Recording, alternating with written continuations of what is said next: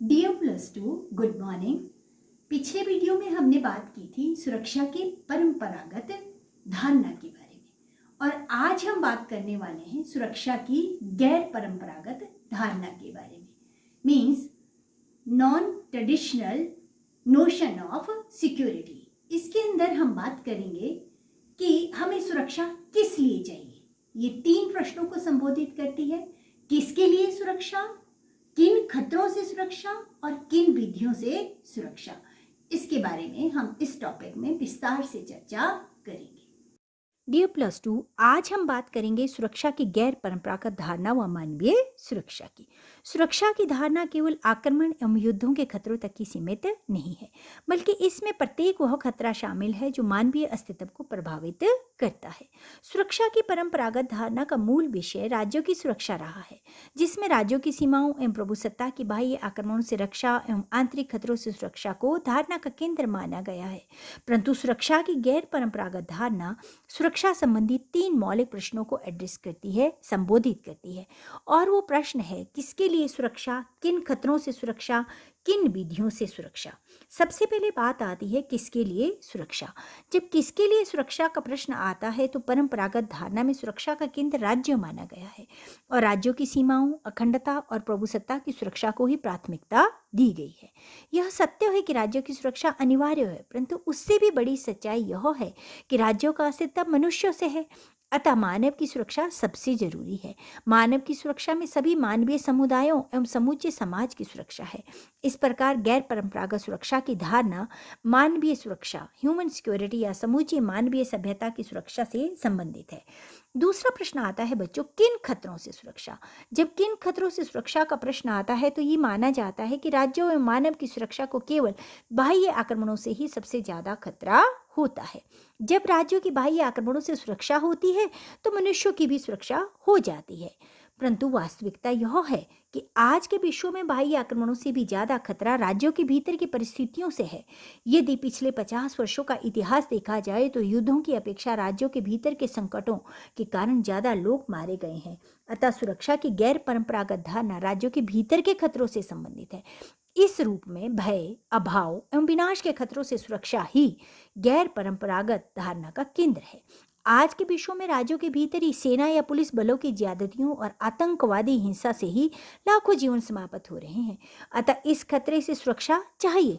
पर्यावरण के विनाश से समूची मानवता को संकट उत्पन्न हो रहा है, इससे सुरक्षा चाहिए। अतः गैर परंपरागत धारणा भय, अभाव एवं विनाश के खतरों से सुरक्षा से संबंधित है।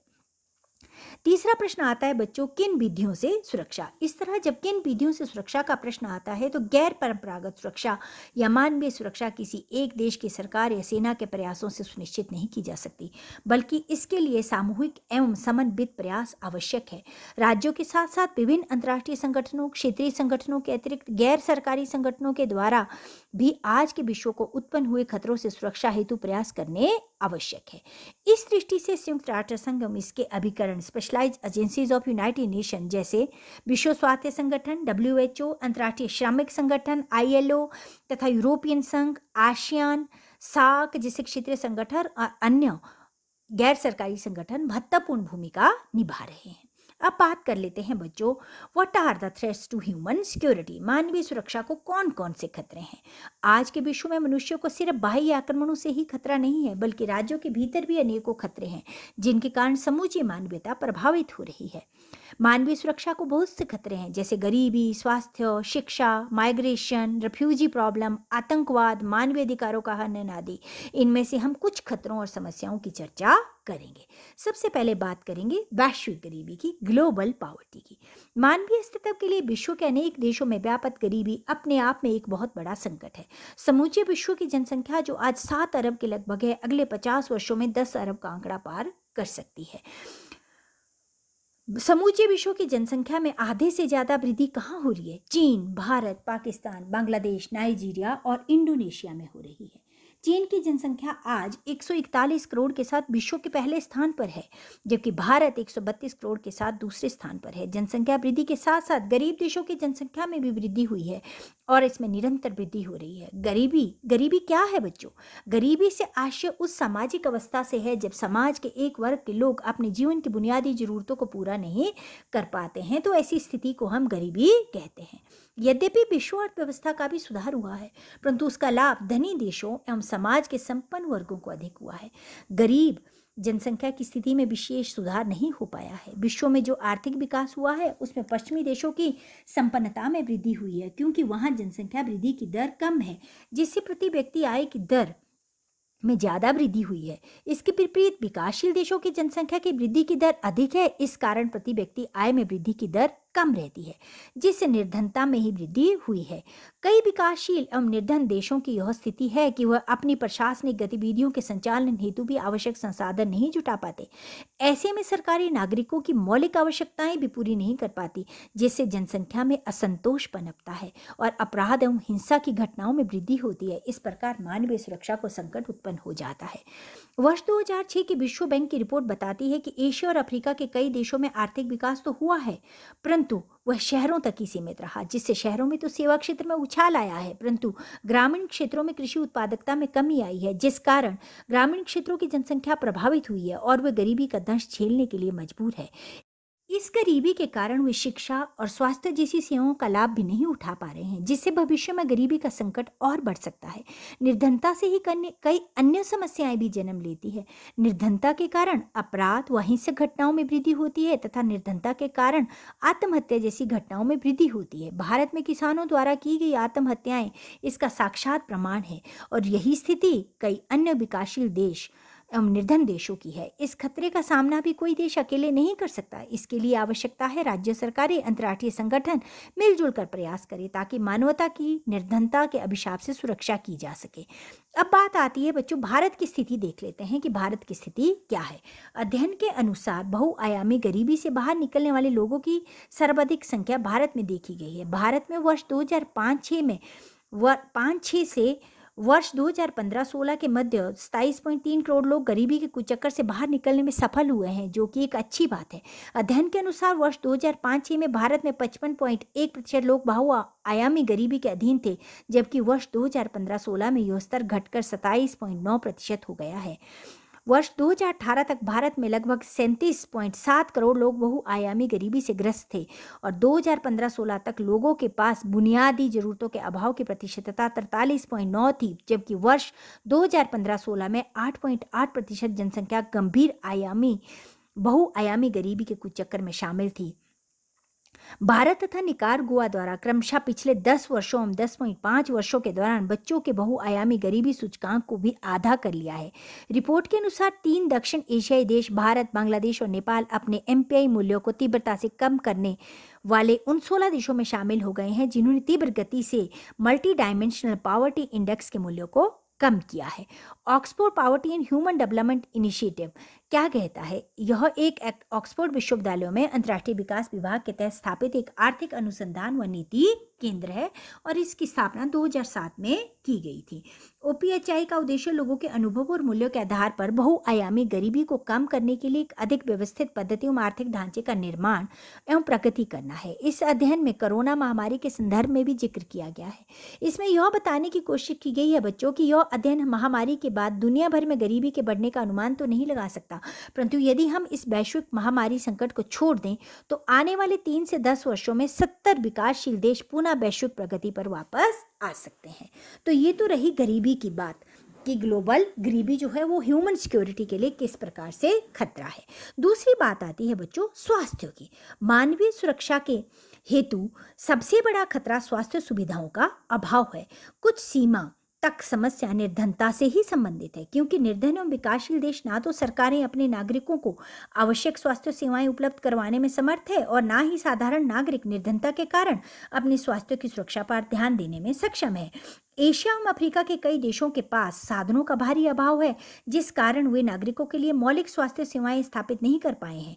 इसके अभाव में मलेरिया, तपेदिक, आंत्रशोथ एवं अन्य कोरोना जैसे भयानक संक्रामक रोगों के कारण मरने वालों की संख्या में निरंतर वृद्धि हो रही है। महिलाओं और बच्चों के स्वास्थ्य के लिए मौलिक स्वास्थ्य सेवाओं के अभाव में असंख्य माताएं एवं बच्चे प्रसव काल में ही मृत्यु का शिकार हो जाते हैं। लाखों की संख्या में बच्चे 5 वर्ष की आयु से पहले ही ऐसे रोगों के कारण अकाल मृत्यु का ग्रास हो जाते हैं, जिनका उपचार तक संभव है। आज के विश्व में विज्ञान एवं प्रौद्योगिकी ने क्षेत्र में काफी तीव्र विकास किया है, परंतु फिर भी कई संक्रामक रोगों का उपचार आज भी नहीं हो रहा है।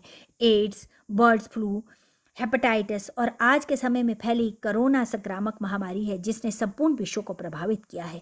विश्व स्वास्थ्य संगठन की 2003 की रिपोर्ट के अनुसार 4 करोड़ से ज़्यादा लोग एड्स के संक्रमण से प्रभावित है और जिसका कोई साधारण कारगर उपाय भी नहीं है।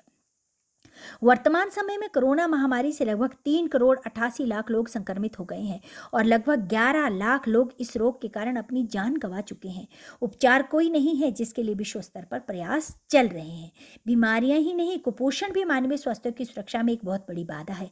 गरीब देशों में असंख्य महिलाएं और बच्चे इसका शिकार है और इसी से वे असाध्य रोगों का शिकार होकर अकाल मृत्यु का ग्रास हो जाते हैं। विश्व स्तर पर संयुक्त राष्ट्र संघ के तत्वाधान में विश्व स्वास्थ्य संगठन के साथ भी हर देश को सहयोग करना चाहिए। इसके अतिरिक्त अन्य गैर सरकारी संगठनों के द्वारा भी स्वास्थ्य के प्रति जागरूकता विकसित कर स्वास्थ्य सुरक्षा को प्रभावी बनाया जा सकता है। स्वास्थ्य की रक्षा के लिए विश्व स्तर पर सामूहिक प्रयासों से ही मानवीय सुरक्षा के खतरे का समाधान हो सकता है। बच्चों, अगले जो खतरा आता है वो है एजुकेशन, शिक्षा। मानवीय सुरक्षा के खतरे के रूप में शिक्षा को भी शामिल किया गया है। प्रजातंत्र और नागरिकों के नैतिक, सामाजिक और आर्थिक स्तर में सुधार के लिए शिक्षा की विशेष महत्ता है। शिक्षा जहां मनुष्यों का सर्वांगीण विकास करने में सहायक है, वहीं वह नागरिकों के ज्ञान में वृद्धि करती है, उनको अपने अधिकार एवं कर्तव्यों का असली महत्व समझाने के योग्य बनाती है और उनके दृष्टिकोण को धर्मनिरपेक्ष और उदारवादी स्वरूप प्रदान करती है। शिक्षा जहां नागरिकों के चरित्र निर्माण में महत्वपूर्ण भूमिका अभिनीत करती है, वहीं नागरिकों में राजनीतिक चेतना विकसित करने संबंधी भी शिक्षा का महत्वपूर्ण योगदान माना जाता है। निरक्षर मतदाताओं के लिए अपने मताधिकार का उचित प्रयोग करना एक व्यवहारिक समस्या है। निरक्षर व्यक्तियों को धर्म, जाति, नस्ल, भाषा, क्षेत्र आदि के नाम पर गुमराह करना राजनीतिज्ञों के लिए कोई कठिन खेल नहीं है। वे अपने जोरदार प्रचार और निरक्षर मतदाताओं की धार्मिक, जातीय, नस्लीय, भाषाई आदि भावनाओं को आसानी से उत्तेजित कर सकते हैं। इस प्रकार निरक्षरता उचित प्रतिनिधियों के चुनाव के पथ में एक ऐसी रुकावट बनती है जिसका राष्ट्र निर्माण के कार्यों पर बुरा प्रभाव पड़ता है। निरक्षरता ही एक आदर्श नागरिकता के लिए बड़ी समस्या है। निरक्षर व्यक्तियों को देश की समस्याओं और वास्तविक सार्वजनिक हितों संबंधी सही जानकारी नहीं होती। कहा जाता है कि अज्ञानता और निरक्षरता दोनों जुड़वा बहनें हैं। अज्ञानता को दूर करने के लिए निरक्षरता को दूर करना अनिवार्य है। शिक्षा को समस्त वैश्विक समस्याओं के निराकरण की कुंजी माना जाता है। किसी भी देश में शांति व सुरक्षा को प्रोत्साहन देने, मानव अधिकारों की रक्षा, देश की संस्कृति के प्रसार में वृद्धि करने और भावी पीढ़ियों के लिए विश्व की रक्षा करने के लिए गुणात्मक शिक्षा तथा सर्वांगीण विकास में तकनीकी शिक्षा महत्वपूर्ण भूमिका अदा करती है। इतिहास इस बात का साक्षी है कि जब जब विश्व में क्रांति के द्वारा परिवर्तन हुआ है, तो तत्कालीन शासकों ने उस देश की संस्कृति को नष्ट करने के उद्देश्य से उस देश की शिक्षा प्रणाली को प्रभावित किया है। कहने का तात्पर्य ये है बच्चों कि उन्होंने शिक्षा को अपना पहला शिकार बनाया है। एक ऐसी शिक्षा प्रणाली जिसके निर्माण में अनेकों पीढ़ियों का समय लगा, उसे देखते ही देखते नष्ट कर दिया गया। मंगोलों, नेपोलियन, हिटलर, मुसोलिनी, माओ आदि ने तत्कालीन शिक्षा प्रणाली को नष्ट भ्रष्ट कर दिया था। भारतीय संस्कृति भी इससे बची नहीं रह सकी। प्राचीन भारतीय विश्वविद्यालयों, जिनमें तक्षशिला और नालंदा विश्वविद्यालयों की ख्याति विश्व प्रसिद्ध थी, को आक्रमणकारियों ने सर्वप्रथम क्षति पहुंचाई थी ताकि शिक्षा के इन केंद्रों से भारतीय संस्कृति को नुकसान हो। 2 फरवरी 1835 में टीबी मैकाले ने नई शिक्षा नीति को लागू करते हुए कहा था कि मैंने पूरे भारत का दौरा किया, मुझे एक भी व्यक्ति ऐसा नहीं दिखा जो भिखारी हो या चोर हो। ऐसी समृद्धि मैंने उस देश में देखी, ऐसा चारित्रिक मूल्य देखा, लोगों की दृढ़ इच्छा शक्ति देखी। मैं उस देश पर विजय की बात सोच भी नहीं सकता। हम तब तक जीत नहीं सकते जब तक उस देश की आध्यात्मिक और सांस्कृतिक रीढ़ की हड्डी को तोड़ ना दे। इसलिए मैं प्राचीन आध्यात्मिक और सांस्कृतिक शिक्षा हटाने का सुझाव देता हूँ। जब भारतीय सोचने लगेंगे कि विदेशी सामान और अंग्रेजी भाषा उनसे श्रेष्ठ है, तब वह देश अपना आत्मसम्मान और संस्कृति खो देगा और वह वैसा बन जाएगा जैसा अधीनस्थ देश हमें चाहिए। आज विश्व के अधिकांश विकासशील देशों में शिक्षा का स्तर व ढांचा काफी खराब है। अधिकांश विकसित एवं विकासशील देश अपने सैन्य कार्यक्रम पर अपने बजट का बड़ा भाग खर्च करते हैं, परंतु शिक्षा पर उनका खर्च नाम मात्र होता है। अतः शिक्षा को एक वैश्विक समस्या मानते हुए इसके उन्मूलन संबंधी प्रयत्न हमें करने चाहिए। यदि सभी राष्ट्र ईमानदारी से प्रयत्न करें और कर सकें तो हम विश्व में ज्ञान का प्रकाश चारों ओर फैला सकते हैं। आवश्यकता है तो केवल उस दिशा में ईमानदारी से प्रयत्न करने की। बच्चों, इसी के साथ आपका ये टॉपिक यहाँ पे कंप्लीट होता है। उम्मीद करती हूँ आपको ये समझ में आया होगा। Thank you very